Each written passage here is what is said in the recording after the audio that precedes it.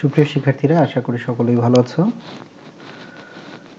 বেশ কিছুদিন পরেই তোমাদের সাথে আবার ক্লাসে সংযুক্ত হলাম।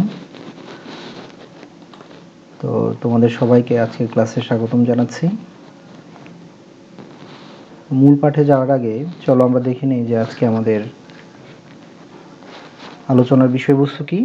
তাহলে আজ আমরা নবম শ্রেণীর হিন্দু ধর্ম ও নৈতিক শিক্ষার বিষয়ের দ্বিতীয় অধ্যায়ের দ্বিতীয় পরিচ্ছেদ হিন্দু ধর্মের উৎপত্তি ও ক্রমবিকাশ নিয়ে আলোচনা করব।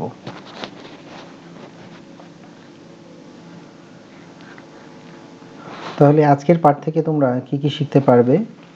আজকে মূলত দ্বিতীয় অধ্যায়ের দ্বিতীয় পরিচ্ছেদের পাঠ 1 এবং 1 নিয়ে বিশেষ করে আলোচনা করব। তাহলে আজকের পাঠ থেকে তোমরা হিন্দু ধর্মের উৎপত্তি ক্রমবিকাশ সম্পর্কে জানতে পারবে, শিখতে পারবে এবং লিখতে পারবে, এবং বৈদিক যুগ সম্পর্কে জানতে পারবে, বলতে পারবে এবং লিখতে পারবে।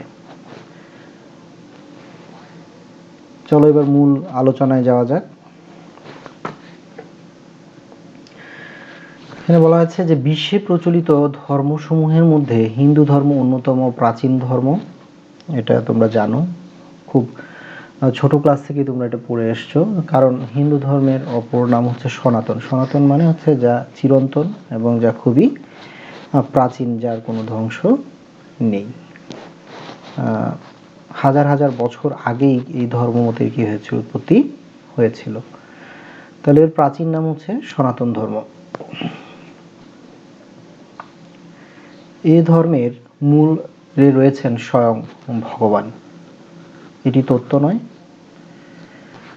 জগৎ সৃষ্টির সঙ্গে সঙ্গে এই ধর্মের কি হয়েছে, সৃষ্টি হয়েছে এবং সেখান থেকে এই ধর্মের সৃষ্টি।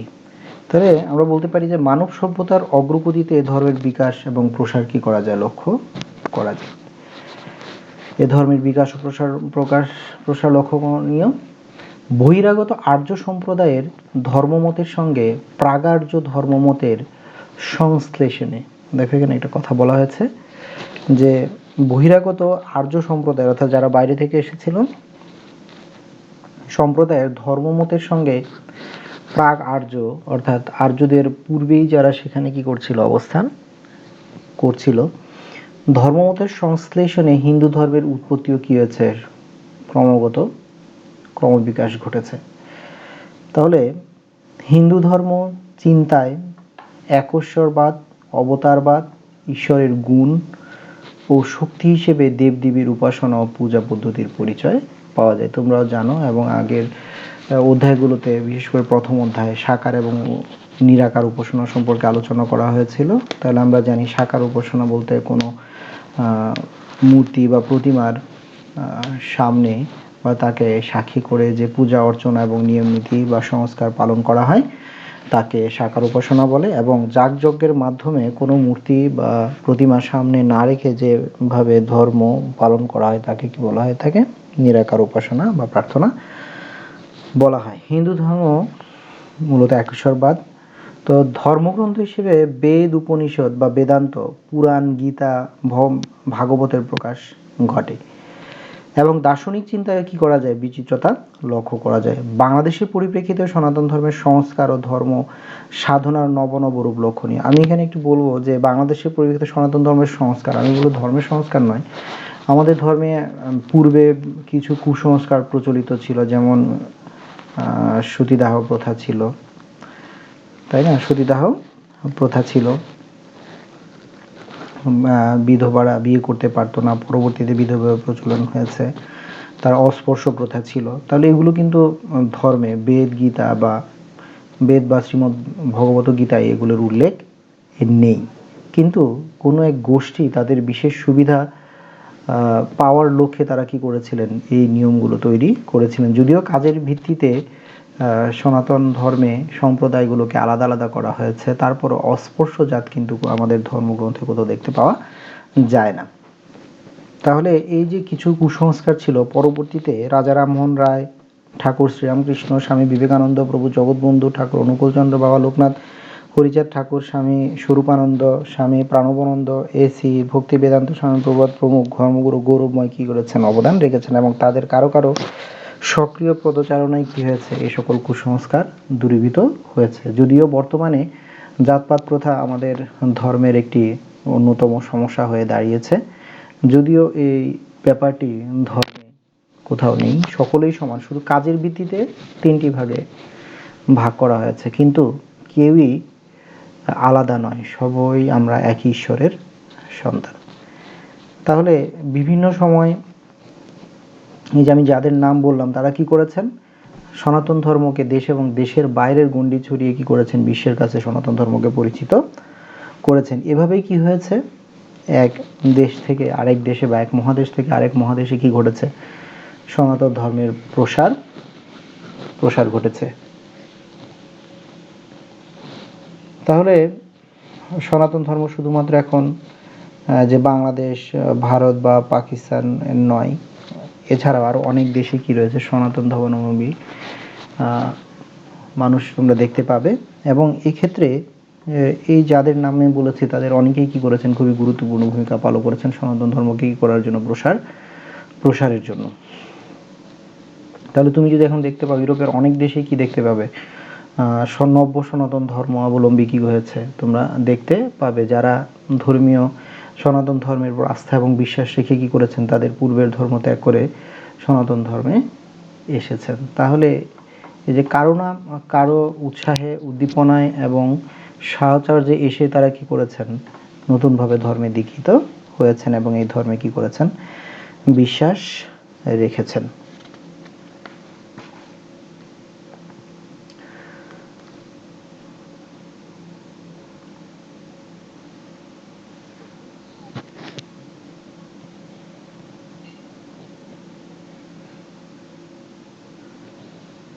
তাহলে এখানে যে মানব সভ্যতার অগ্রগতিতে ধর্মের বিকাশ প্রসার লক্ষণীয়, বহিরাগত আর্য সম্প্রদায়ের ধর্মমতের সঙ্গে প্রাগার্য ধর্মমতের সংশ্লেষণে হিন্দু ধর্ম কি হয়েছে,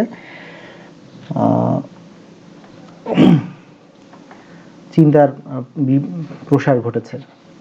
তাহলে এখানে একটা কথা আছে, তোমাদের পাঠ্য বইতে এটি উল্লেখ আছে যে হিন্দু ধর্ম একাধারে প্রাচীন এবং কি নবীন। তো প্রাচীন এই কারণে যে সনাতন ধর্ম তার সনাতন ঐতিহ্য বজায় রেখেছে, আর নবীন এই কারণে যে সনাতন ঐতিহ্য বজায় রেখে ধর্ম যুগের পরিবর্তনের সাথে কি খাপ খাইয়ে চলছে, যদিও তার রীতি নীতি এবং সংস্কৃতির কোনো পরিবর্তন হয়নি।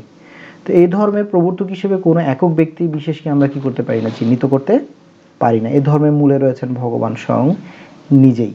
তো সৃষ্টির আদিকাল থেকে ধর্মমতের কি পাওয়া যায়, পরিচয় পাওয়া যায়, কারণ সবচেয়ে প্রাচীনতম ধর্মের মধ্যে হিন্দু ধর্ম বা সনাতন ধর্মকেই বলা হয়ে থাকে। তাহলে এই যে হিন্দু ধর্ম কথাটি কিভাবে আসলে এসছে, যে দীর্ঘ পথযাত্রা ধর্মের মূল তত্ত্বকে ধরে রেখেও নতুন নতুন ধর্মীয় চিন্তা গ্রহণ করে ধর্ম কি হয়েছে, ক্রমশ বিকশিত হয়েছে, ক্রমশ চারিদিকে ছড়িয়ে পড়েছে এবং প্রসার ঘটেছে। তো সিন্ধু সভ্যতার মহেঞ্জোদারো ও হরপ্পার নিদর্শন থেকে হিন্দু ধর্মের কিঞ্চিত পরিচয় বা কিছু পরিচয় আমরা পাই। তাহলে তোমরাও জানো এবং বিভিন্ন বইতে পড়েছো এবং বিভিন্ন ডকুমেন্টারিতে তোমরা এটা দেখেছো যে আর্যরা এদেশের বহিরাগত সম্প্রদায়। তারা যখন ভারত ভূমিতে আসে তখন তো অবশ্যই ভারতীয় মহাদেশ ছিল, তখন তাদের সঙ্গে ছিল নিজস্ব ধর্ম এবং সংস্কৃতি। তাহলে এদেশের প্রাচীন সভ্যতার সঙ্গে আর্য সভ্যতার সংঘর্ষ পরিণতিতে সিন্ধু সভ্যতার সঙ্গে আর্য সভ্যতার একটি কি ঘটে, সমন্বয় ঘটে। তাহলে এখানে আমরা জানি যে যেমন আমাদের দেশের ভাষা বা বাংলা ভাষা একটি বহু ভাষার মিশ্রণ আমরা বলতে পারি। যুগে যুগে যে ভারতীয় উপমহাদেশ কি হয়েছে, শাসিত এবং শোষিত হয়েছে। এদেশে পর্তুগিজরা এসেছেন, ইংলিশরা এসেছেন, ফ্রেঞ্চরা এসেছেন, তাহলে পার্সিয়ানরা এসেছেন, আরবরা এসেছেন, গ্রিকরা এসেছেন। তাহলে বিভিন্ন সময় তাদের সংস্কৃতিগুলো কি হয়েছে, এখানে মিলে মিশে একাকার হয়ে গেছে। তাদের কিছু শব্দ আমাদের ভাষাতেও কি হয়েছে, স্থান করে নিয়েছে। এভাবে তারা যেহেতু বহিরাগত ছিল এক সময়, তাদের সংস্কৃতিও কি হয়েছে, আমাদের সংস্কৃতির সাথে সমন্বয় ঘটেছে। এর ফলে হিন্দু ধর্মের ধর্মচর্চার সঙ্গে আর্যদের ধর্মবিশ্বাস মিলিত হয়ে একটা নতুন রূপ কি করেছে, ধারণ করে। তাহলে কালক্রমে একটি আর্য সভ্যতা আর্য ধর্ম নামে কি করে, প্রাধান্য লাভ করে।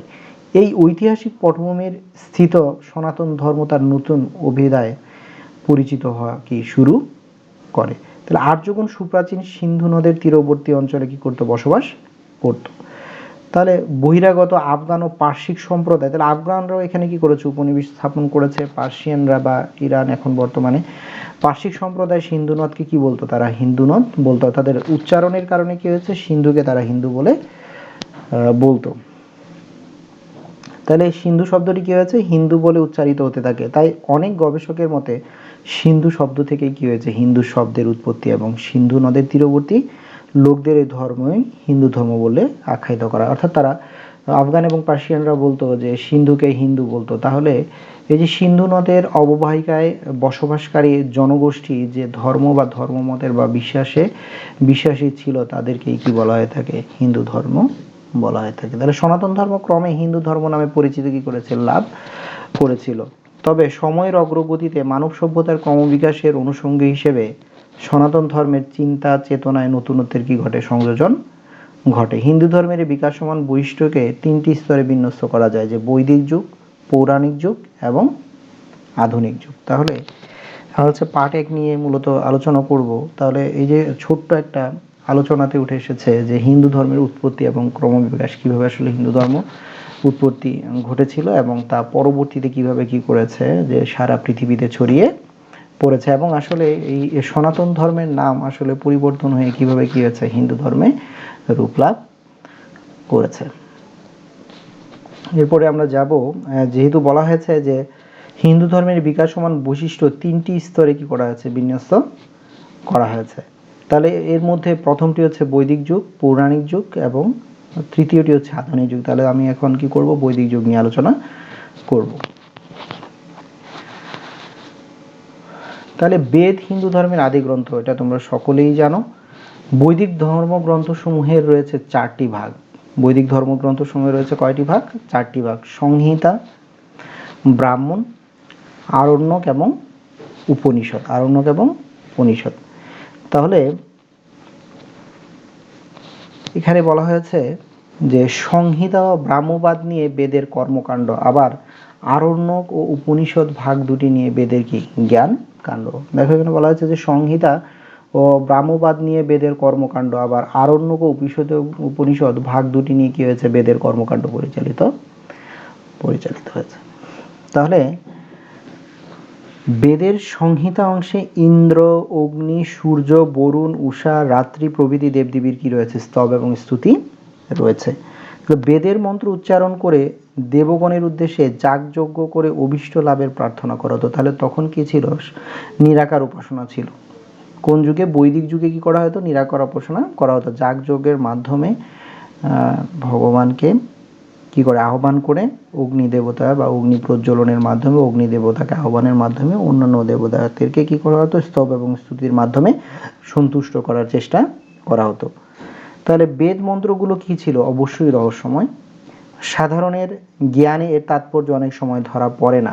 আমরা বলি যে আমাদের চক্ষু 3টি, আমি বলি সেটি হচ্ছে আমাদের 2টি চক্ষুর বাইরে আরেকটি চক্ষু রয়েছে, সেটাকে যদি আমরা বলি জ্ঞান চক্ষু। অর্থাৎ মানুষের বয়স বৃদ্ধির সাথে সাথে তার বোঝার ক্ষমতা কি পায়, বৃদ্ধি পায়। সে সাধারণের বাইরে গিয়েও কি করতে পারে, অনেক কিছু উপলব্ধি এবং বুঝতে পারে।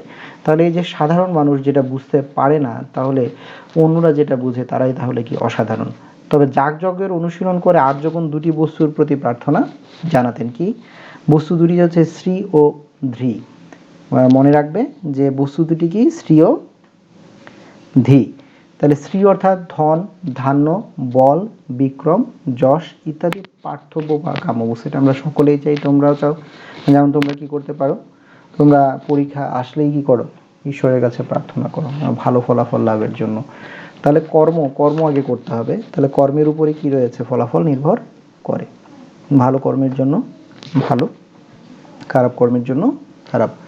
তাহলে কাজ না করে ফল আশা করা বাস্তব নয়। তাহলে ধী হচ্ছে জ্ঞান ও প্রজ্ঞা। আবার বেদের অন্য কতগুলো মন্ত্রের, দেখো এখানে বলা হয়েছে যে বেদের অন্য কতগুলো মন্ত্রের বিষয়বস্তু বুদ্ধি, জ্ঞান, জ্যোতি, অমৃত তত্ত্ব, তাহলে এই দুটি চিন্তাধারায় মধ্য দিয়ে হিন্দু ধর্মের মূল তত্ত্বটি প্রকটিত হয়েছে। তাহলে বিষয়টি দেখো, বেদের অন্য কতগুলো মন্ত্রের বিষয়বস্তু বুদ্ধি, জ্ঞান, জ্যোতি, অমৃত তত্ত্ব এই দুটি চিন্তাধারার মধ্য দিয়ে কি হয়েছে, হিন্দু ধর্মের মূল তত্ত্বটি কি হয়েছে, প্রকটিত হয়েছে। তাহলে ধর্মের সংজ্ঞায় যদি আমরা যাই, যে যা থেকে জাগতিক কল্যাণ ও পারমার্থিক মঙ্গল লাভ হয় সেটি হচ্ছে কি ধর্ম। তাহলে এটি সনাতন তথা হিন্দু ধর্মের মূল ভিত্তি। তাহলে এখানে বলা হচ্ছে যে যা থেকে জাগতিক কল্যাণ ও পারমার্থিক মঙ্গল লাভ হয় সেটি হচ্ছে ধর্ম, অর্থাৎ জাগতিক কল্যাণ এবং পারমার্থিক, পারমার্থিক মানে মৃত্যুর পরেও যে আমাদের জীবন আছে সেই জীবনের কথা এখানে কি করা হচ্ছে, উল্লেখ করা হচ্ছে। তাহলে এটি সনাতন তথা হিন্দু ধর্মের কি মূল ভিত্তি, যে যা থেকে জাগতিক কল্যাণ, অর্থাৎ যে বিশ্বাস থেকে, যে ধর্ম পালনের মাধ্যমে জাগতিক কল্যাণ, অর্থাৎ আমি বেঁচে থাকা পর্যন্ত আমার পৃথিবীর যে কল্যাণ এবং মৃত্যুর পরের যে জীবন আছে সেখানে পারমার্থিক মঙ্গল লাভ হয়, সেটি হচ্ছে ধর্ম, যাকে আমরা ধারণ করি। তাহলে এটি সনাতনের মূল ভিত্তি। তাহলে বৈদিক যুগের ঋষিদের ধর্মীয় চিন্তা চেতনায় কি ছিল, বৈদিক যুগের ঋষিগণ উপলব্ধি করেন যে মোক্ষ লাভই কি হচ্ছে জীবনের মূল উদ্দেশ্য, আর এই উদ্দেশ্য অর্জনের জন্য কাম্য কর্ম পরিত্যাগ করে সন্ন্যাস ধর্ম গ্রহণ করতে হবে। তাহলে এখন খুব একটা দেখা যায় না, তখন বড় বড় মুনি ঋষি ছিলেন, সন্ন্যাসী ছিলেন, তারা কি করেছিলেন যে তাদের মোক্ষ লাভ এর জন্য বা মুক্তি লাভের জন্য বা তার আত্মার মুক্তি লাভের জন্য তাকে কি করতে হবে, কাম্যকর্ম, তার মধ্যে কোনো মোহ থাকবে না, তার মধ্যে কোনো লোভ থাকবে না, লালসা থাকবে না। তাহলে সেটি কিসের মাধ্যমে হতে পারে, একমাত্র সন্ন্যাস ধর্ম গ্রহণের মাধ্যমে হতে পারে। সেই জন্যই তারা কি করতেন, সন্ন্যাস ধর্ম গ্রহণ করতেন। তাহলে বৈদিক যুগের ঋষিদের ধর্মীয় চিন্তা চেতনার জাগতিক এবং পারমার্থিক উভয়বিধ কল্যাণ অর্জনের কি ছিল, উদ্দেশ্য ছিল। তাহলে বৈদিক যুগের ঋষিগণ ছিলেন সুখবাদী এবং জীবনবাদী। তাহলে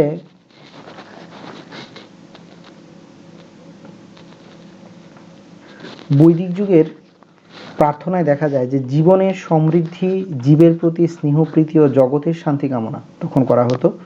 এই প্রার্থনার মধ্য দিয়ে এক পরম শক্তি ঈশ্বরের নিকট কি করা হতো, প্রার্থনা করা হয়েছে। তাহলে একে ঈশ্বরবাদ বলা যায়। এখানে উল্লেখ্য, বৈদিক যুগে ধর্মানুষ্ঠান ছিল যজ্ঞক্রিয়া। আমি বলেছি যে যেহেতু বৈদিক যুগের কথা বলা আছে, আগে নিরাকার উপাসনা করা হতো, যজ্ঞের মাধ্যমে প্রথমে অগ্নি দেবতাকে আহ্বানের মাধ্যমে কি করা হতো, দেবতাকে সন্তুষ্টির জন্য যাগযজ্ঞ এবং মন্ত্র এবং স্তুতি উচ্চারণের মাধ্যমে কি করা হতো, দেবী দেবীকে সন্তুষ্ট করার চেষ্টা করা হতো। এবং তাদের উদ্দেশ্য কি ছিল, যে জীবের প্রতি স্নেহপ্রীতি এবং জগতের শান্তি তারা কি করতেন, কামনা করতেন।